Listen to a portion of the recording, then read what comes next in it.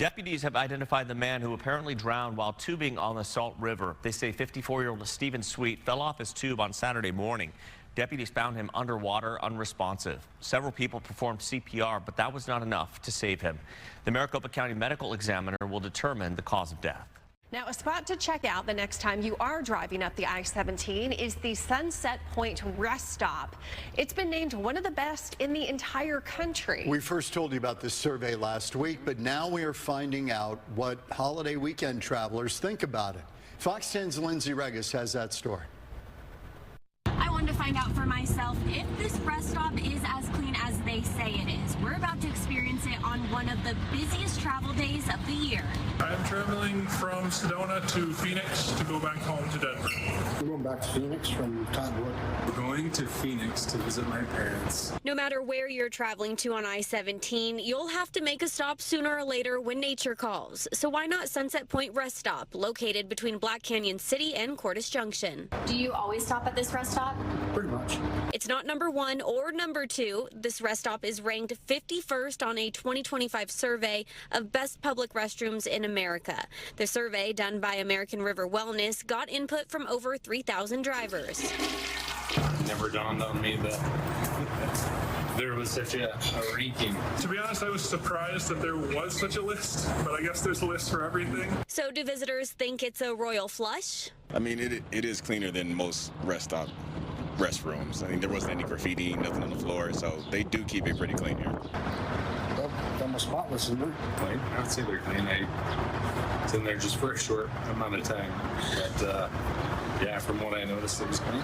Others got a little more descriptive about the scent, and I'm not talking about an air freshener. There was a smell this time, but I don't know if that accounts for cleanliness. It's fairly clean, but there was a urine smell. Yeah. Aside from the restrooms, this is the beautiful view right behind it. This rest stop overlooks the Bradshaw Mountains. There are also several places to sit and enjoy the scenery, another reason why drivers choose to stop here. Reporting at the Sunset Point Rest Area, Lindsay Regis, Fox 10 News. Now, last year, ADOT reopened Sunset Point, that rest stop, at $7.5 million renovation project. And that $7.5 million raised some eyebrows. So we looked into the cost, and it turns out across the country and in Arizona, this actually ranks about in the middle of the pack for rest area costs. And costs for these projects have increased because of new water systems that have been installed. The high cost apparently to survey the land, dig new wells, install large septic systems, and at Sunset Point, adding a wastewater treatment facility. A 2011 ADOT study found doing this work right now actually decreases annual maintenance costs significantly. ADOT's rest areas are funded by a mix of federal and state funds, along with private sponsorships and advertisements at the rest stops. A 9-hole golf course in Tempe has been closed for a month now, and the elderly couple who ran it for 4 decades, they are selling it to a developer. Well, while that is being reviewed, the plan, no one is taking care of that land, and that is causing problems. Residents nearby say it's led to a smelly problem. Fox 10's Steve Nielsen has more. Residents around the now closed Shalomar Golf Course tell me the worst part is the smell. They say once the water stopped, the problems began. Follow Kathleen Ross through her backyard gate, and you see what's been troubling her. It's dying. For years, residents have been fighting to keep the 9-hole Shalomar Golf Course afloat. But last month, the course closed, and with it, the waters turned off, according to neighbors. The pond is completely dried up. This viewer video captured the fish dying in the drying pond days ago. Our drone camera couldn't find any water left Tuesday. Kathleen says the smell of the dead fish has been awful. Sit outside and enjoy the evening weather or our patio or the pool because of the grossness. It's just nauseating. We had to go inside. We didn't hear back from the longtime owners, but they wrote an op-ed earlier this year saying they saved this course many times over the years, but it's time for a new partner. A developer's asking to rezone the land to build 244 homes over 2 to 3 years. It would bring in hundreds of thousands of dollars in tax revenue Avenue yearly. It's going to destroy the neighborhood. Trudy Musicman with Save Shalomar says they prefer golf tees off again, but if it is development, they want acre lots as neighbors. I get it. I mean, you want to try to get the most money out of your investment, but you also have to think about the 106 homes that are surrounding your land. Kathleen says she wants the water turned back on because this is how she sees her backyard now. Brown, smelly, sad, abandoned. There's a community meeting coming up. All are welcome. It's between the residents and the developer. It's June 4th and June 11th, 6 p.m. at the Church of the Epiphany. Steve Nielsen, Fox 10 News. Maricopa County Sheriff's Office now saying that those 2 teens were found shot to death. And tonight the community is responding to those murders. Fox 10's Kinsey Beach joining us live now from Arcadia High School with reaction. Kinsey. Yeah, you guys, in the last hour, we have just learned that these 2 Arcadia High School students were found shot to death while on a camping trip in the Tonto National Forest. The Maricopa County Sheriff's Office is pleading anyone with any information, no matter how small, to come forward, hoping that they can bring answers and justice to these loved ones and these victims. Who, why, what, when. Tragic thing that happened, obviously, and we got to find out who did it. That's the main thing. The Arcadia community is searching for answers after 18-year-old Pandora Kjolsrud and the second victim, identified by friends as 17-year-old Evan Clark, were found dead near Mount Ord in the Tonto National Forest. 5 days into summer break, the 2 victims were found shot to death. It's really scary that it's just so close to home. And then their family. That's the next thing you think about is like, what are they going through? What happened to them? Are they going to get answers? It's shocking and really sad. It's unbelievable. Very distressing because they're so young. Their lives hadn't even begun yet. Maricopa County Sheriff's deputies now conducting a comprehensive and meticulous investigation. Fox 10 has asked the Sheriff's Office if there is a concern for public safety in that area. They cannot answer, saying it interferes with the investigation. Not here with my child. I'd like to know if we're safe. Yeah, I'm really concerned, very concerned. I also would want to respect the people's families and not get into those personal details, but I would want to know how we can all be safe. It really makes me worry because I have nieces and nephews that age, that something could happen to them. Now, the Maricopa County Sheriff's Office is asking for the public's help in this investigation. So anyone that was near Mount Ord or the Tonto National Forest over Memorial Day weekend is asked to contact them immediately.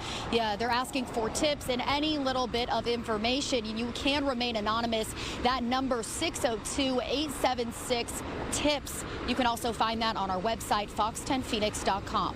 Live in Arcadia, Kinsey Beach, Fox 10 News. Thanks for joining us tonight at 6. A Mesa woman is under arrest, accused of trying to kill her 8-year-old son, who is disabled. We want to warn you that these details are graphic. Officers took Erica Encinas into custody yesterday morning near Broadway and Grand. A prosecutor says that she wanted to drown her son in a canal, but then decided to physically attack him. Investigators say Encinas tried to hit him over the head with a rock, smother him with a trash bag, choke him with a rosary, and hit him over the head with tile flooring. A prosecutor says the woman's 12-year-old daughter was also present.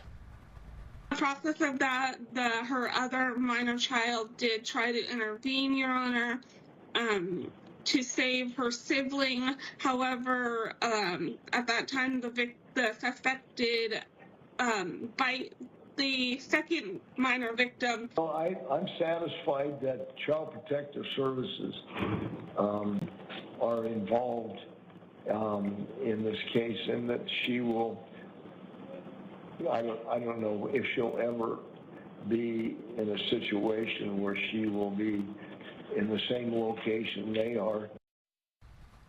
Encinas is charged with counts including attempted first-degree murder, child abuse, and aggravated assault. A judge set bond at $250,000. We are getting new details as a South American theft ring is busted in Scottsdale. Several suspects arrested late last week, accused of 2 robberies. Yeah, they're similar but separate from the dinnertime burglaries that were happening just last year. And Fox 10's Brian Webb has more. are all here for a new case that'll be out of the Maricopa County Superior Court. 7 suspects in orange jumpsuits crowd into a courtroom this weekend, all accused of being part of a South American theft ring, much different than your usual Valley visitor. That we delineate between that group and groups such as these 7 Colombian nationals who came to the United States to commit crimes and who came to Arizona to victimize our community for their own benefit. Authorities believe their crimes spanned the East Valley and other states, that some would act as Uber Eats drivers or dog walkers, but were really lookouts while others broke into homes. Prosecutor Rachel Mitchell says she was lucky to keep them behind bars with what she calls an outdated bond system. Under that matrix, the score showed that each of these individuals should have been released on their own recognizance or with no bond whatsoever.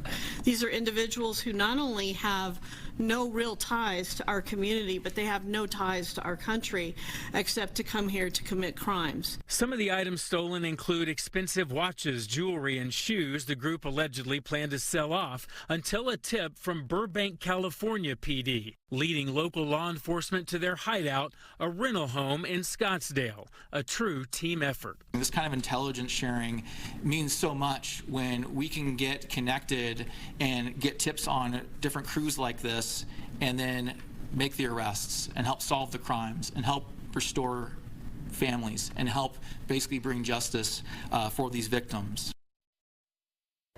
Well, every suspect now is being held on a $150,000 bond. The prosecutor says that they hope that it keeps them behind bars for the entire legal process.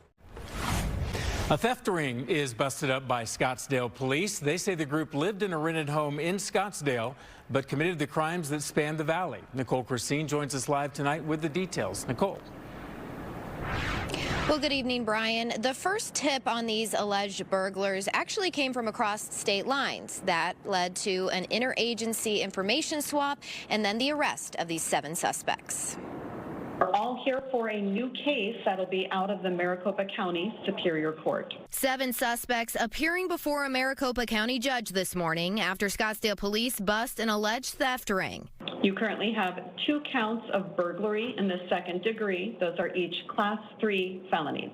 Burbank police in California tipping Scottsdale PD off about the alleged South American theft group, or SATG members, originating from Colombia, with alleged burglaries in California, Oregon, and Washington state. Scottsdale PD setting up surveillance and following the group to areas in both Tempe and Mesa where detectives witnessed apparent burglaries. The surveillance efforts culminating Friday in a search warrant at a short-term rental property in Scottsdale where all 7 alleged thieves were arrested.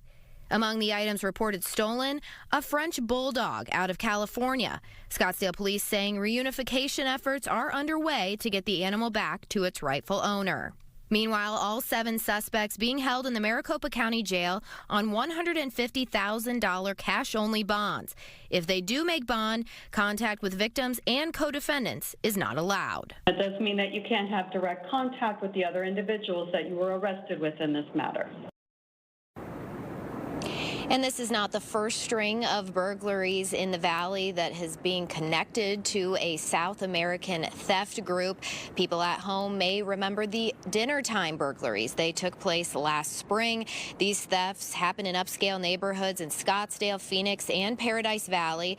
Several people were arrested in connection to those crimes, which were targeting upscale homes. At the time of those arrests, police said the SATG had been operating in different forms in the United States for 2 decades. Now, the FBI also speaking out earlier this year about their efforts to stem these South American theft groups and their operations. You can find more information about those efforts on our website, fox10phoenix.com. Reporting live tonight in downtown Phoenix, Nicole Christine, Fox 10 News. Okay, big development. Thank you, Nicole. A Phoenix woman is accused of opening fire on another woman who broke into her home. It all happened at about 43rd Avenue in Encanto. Police say that the homeowner went into her house yesterday afternoon and found another woman inside. Well, that's when the homeowner grabbed her gun and opened fire. Now, the other lady was taken to the hospital. She is expected to survive. Detectives say they are trying to figure out if the two women knew each other. A domestic violence suspect is shot and killed by a Pinal County Sheriff's deputy in Santan Valley. The Sheriff's Office says that law enforcement were called out to a neighborhood this morning near Gary Road and Skyline Drive. A deputy shot and killed a 29-year-old man during a confrontation. The Sheriff's Office has not yet said what led to the shooting or if the man was armed. It does say that no deputies were hurt. The name of the man has not yet been released. But first, a Fox 10 News alert out of Scottsdale. Suspects are on the run tonight after a shooting at a bus stop. It happened near Scottsdale Road and Main Street. Officers say an argument led to the shooting where at least one person was hurt. We will bring you more information as soon as we get it.